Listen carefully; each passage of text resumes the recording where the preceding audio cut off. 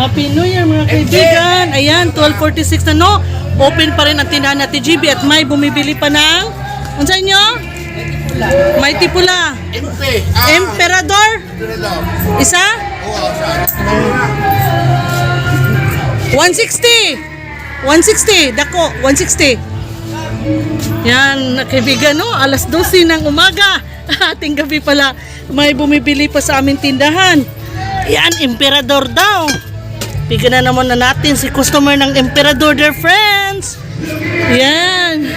Kahit kulang ang tulog natin, okay lang. 160. 160. Ito lang. 340 sukli. Yan, kaibigan. 12:46. Marami pa rin bumibili sa tindahan ni Ate GB. Thank you so much, God. Yan, suklian na muna natin. Mga kaibigan, may bumili ng isang case ng Red Horse at saka beer. Hello, Dong! Hello. Happy New Year! Ito ang binili niya kaibigan, no? 840 isang case. Tiba-tiba, paldo si Ate GB ngayon. Happy birthday, thank you, Dong! Happy birthday, Happy New Year! Happy New Year! Happy New Year! Yan mga kaibigan, dahil po hindi natin nabilang yung ating binta kagabi kasi nga ay alas 2 na po ng umaga, no? 2 AM na po kami nagsara kaibigan, talagang inaantok na si Ate GB. Ngayon na po natin bibilangin yung ating binta sa New Year. Ayan, 5, 6, 7, 8, 9, 10. 10. Ito po yung ating binta sa December 31 and 12. Ayan, so maraming salamat Panginoon. 13. So mga 15,000 lang po. Ayan. So mas malaki po ang binta natin sa Pasko na umabot ng mahigit 19,000 pesos. Ngayon 15,000 lang. Siguro wala nang pera yung ating mga kapitbahay, no? Halos maubos sa Pasko. Pero masaya tayo kaibigan, no? Kasi lagpas-lagpas sa kuta. 15,000 mahigit yung binta ni Ate GB. Sana kayo rin kaibigan, malaki rin ang inyong binta. Again, Happy New Year sa ating lahat. More blessings po, more sales rin. Ayan mga kaibigan, alas 9 pa lang po ng umaga, meron ang bumibili ng beer ni Ate JB. Ayan kaibigan, no? Isang San Miguel beer, si Luis. Ayan, ito po kaibigan, no? Starting pa lang yan. Alam ko mamaya mag-inuman na talaga sila ng maraming salamat, Dong. Happy New Year. Sa to, mantika? Mantika. Yan. Kilo din, Juan. 1 kilo ng mantika mga kaibigan, by 1/4 ito. Ang 1 kilo ni mantika na ito GB ay 108. 108 ni Dong ha. Ayan. Sa pilain? Tomato sauce? Yan. Mabinta rin ating tomato sauce. Thank you so much God. Tiba-tiba si Ate GB dahil nga New Year. Sa pilain? Sokliin mo ha. 363. 137 man tanan ha. Salamat Dong. Red Horse gamay? Be. Salamat. Happy New Year. Salamat, Day. Red Horse gamay, mga kaibigan. Ayan, mga kaibigan, may bumili rin ng itlog. Ayan, pang pa-buenas na, no? Papaswerte daw yung itlog. Mga kaibigan, yung iba natin mga kapitbahay, maaga talaga silang bumili. Ayan, tingnan nyo, no? Nakabita na tayo ng ilang Coca-Cola products. So, wala pa namang bumili ng Red Horse ngayon. Maaga pa kasi. Ang binili lang muna ng ating kapitbahay ay yung mga soft drinks. Siguro, pang patuna or siguro masarap yung kanilang ulam. Hindi talaga siguro. Sigurado kasi New Year, no? Alam nyo naman, pag tayo ay kumakain ng mga baboy, katulad ng humba, adobo, kailangan natin ng soft drinks. Sarap kasi, no? Kaya ito, nakabinta na tayo ng soft drinks. So, alam ko mamaya makabinta rin tayo ng mga Red Horse, mga beer, katulad sa Pasko at sa mga nakaraang New Year. Ayan, so kompleto na po, no?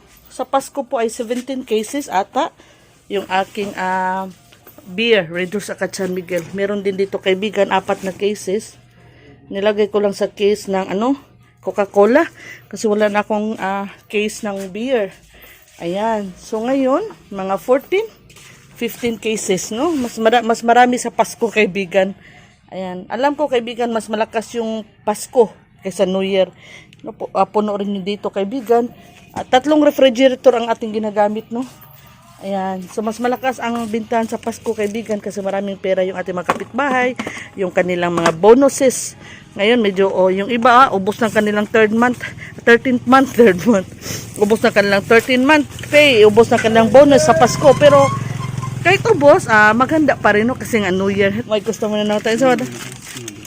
Ha? Mais na bugas. Oh, mais koy. May bibili ng bigas kaibigan. Alas 9 na po ng umaga, no? Ayan. No? 48.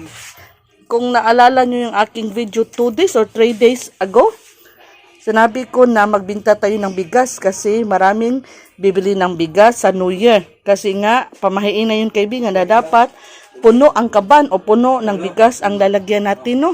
Ng bigas. Kasi nga New Year, pamahiin, dapat marami tayong bigas. Ay, ito no, yung ating kapitbahay ay bumibili po ng bigas ngayon. Ayan. Thank you so much, God. So, mamaya kaibigan, ipapakita ko lang sa inyo, no? Ang mga pangyayari dito sa tindahan. Alas 9 pa lang kaibigan, puro marami na tayong binta. Maraming salamat Panginoon. Lagpas na siya 1,000. Mas malaki yung sa Pasko kaibigan kasi umaga pa lang naka 6,000 ako. Mas malaki talaga sa Pasko. Pero malaki pa rin ang New Year, no? Ayan, ipapakita ko sa inyo mamaya. Ayan, marami tayong handa ngayon. Magluluto si Ate GB. O, meron na tayo ditong mango float. Order natin, no? Mango float. Yung ating mesa, marami na rin prutas. Pero magluluto pa tayo ngayon. Yun, Happy New Year kaibigan, ha? Happy New Year sa ating lahat. Sana samahan nyo po kami sa aming routine.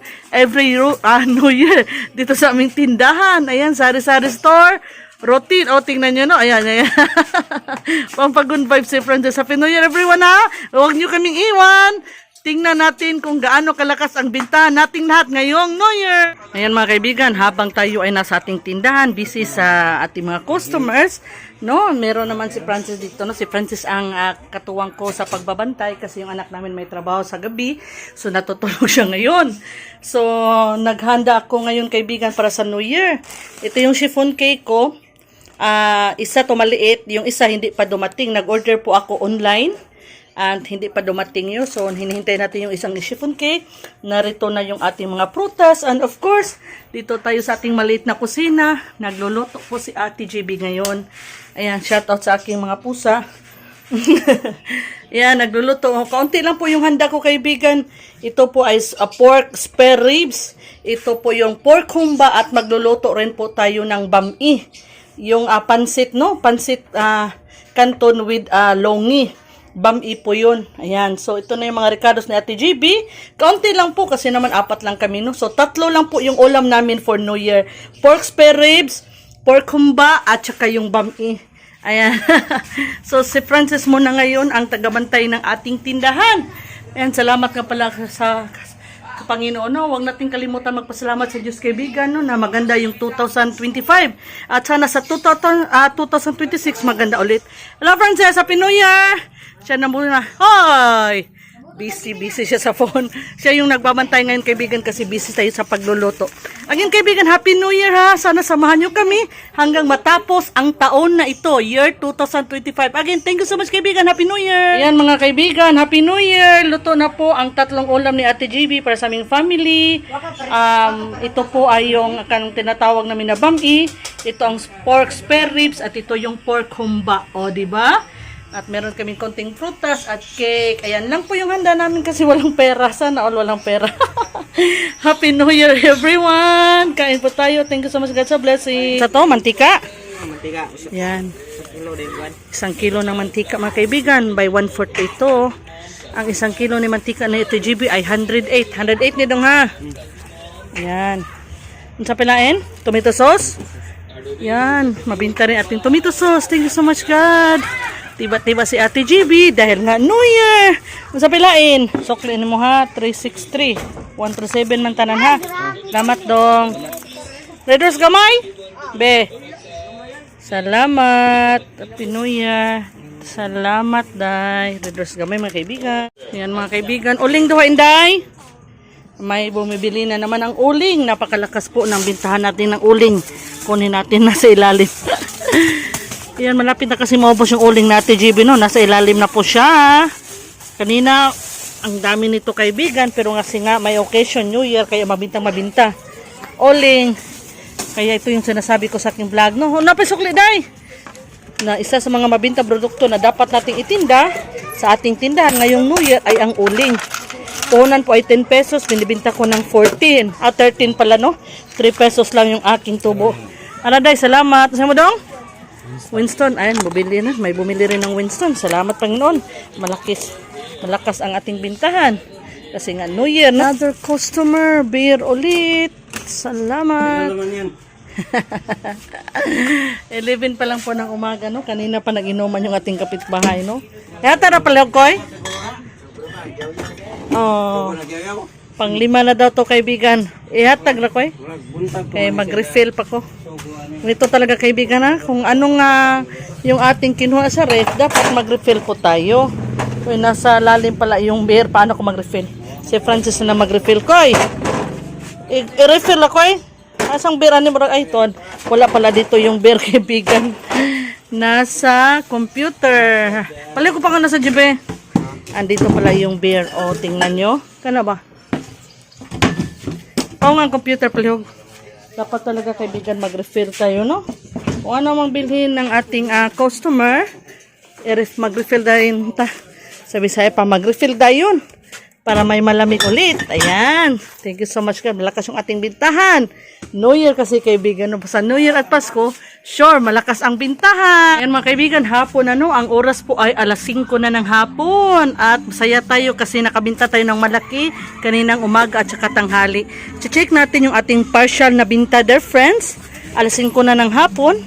Ayan. Ito po yung ating partial na binta, dear friends, ngayong alas 5 na hapon. O, diba? Salamat po, Panginoon. Sa tingin ko, kaibigan, no? I'm pretty sure katagayan ng nangyari sa Pasko, madagdagan ito siguro. Sure, kaibigan, mas malaki pa ang binta natin mamayang gabi kaysa sa umaga. Kasi nga, marami ang mag-inuman, kaibigan, pag gabi na. Ayan, kanina may nag-inuman pero kaunti pa lang. Yan, so titingnan natin yung ating, yan, ito pa yung mga bote, kaibigan, no? Na nabinta ni Ate GB. Yan, wala dito, no? Ito pa pala, kaibigan, no? Mga malapit siya 2 cases sa morning. So mamaya, kaibigan, alam ko marami po ang mag-iinuman. Kaya tiyak na mas malaki yung ating binta mamaya sa gabi kaysa sa umaga. Matik na yun, kaibigan. Naging Happy New Year sa ating lahat. Mga kaibigan, another customer. Happy New Year. 4 na litro ng soft drinks. Abedong be. 50 pesos po ang isa. Pala ko daw, kaya mabuha ko niya. Ayan, 4 po ang binibili niya, kaibigan. So, tiba-tiba si Ate GB ngayong New Year. Kagaya yung nakaraang Pasko. Thank you so much, God. So, 2 Royal at saka 2 Coke. Bigyan natin siya, kaibigan. Yan. Ang hirap, no? Tayo magkakamera. Ayan. Ginusto kasi ni Ate GB. Gawa ng vlog. Ayan, tuloy. Nahirapan si Ate GB sa kalisod. 3 dong. 4 kasi, kaibigan, no? Yan, so marami tayong malalamig na soft drinks. Yan, ito yung pang-4. Ayan, salamat, Panginoon, sa lahat ng blessings. So 200 pesos po lahat, kaibigan. Padong, salamat, dong. Oh, tag 50 man. Thank you so much. Isa pa man imuhan tayo. Ayan, aside from soft drinks, meron din magpapa-cash in. Cash in, 200. Bibigyan naman natin, kaibigan. Ayan, 206 saktura. Salamat. So, 6 pesos po ang 200 sa ating Gcash, kaibigan. Meron pag bumili. Saan? 10. Gis. Gis. Balik na. Salamat. Ayan. At kami nagalat yung papa ng bata kasi yung bata palaging kumakain ng junk foods. So, after natin mabigay yung soft drinks, dapat mag-refill agad tayo, kaibigan, ha? Kung ano mang nakuha natin sa ating refrigerator, dapat mag-refill para kung sakaling may bibili ulit, ay may bigay tayo na malamig. Ayan. Mag-refill si Ate GB kasi nga may bumili. Again, thank you so much, God, sa blessing. Ayan, mga kaibigan, another customer na bumibili ng alak. Doha? Beer po, kaibigan, 140 each, no? Yan, kagaya ng sinabi ko kanina, kaibigan, pag buy mo bili, anong gagawin? Mag-refill. Dahil beer ang pinili, beer rin ang ating i-refill. 2 kasing klase yung ating beer, no? San Miguel Beer tsaka Red Horse. Ayan. Mag-refill tayo, kaibigan.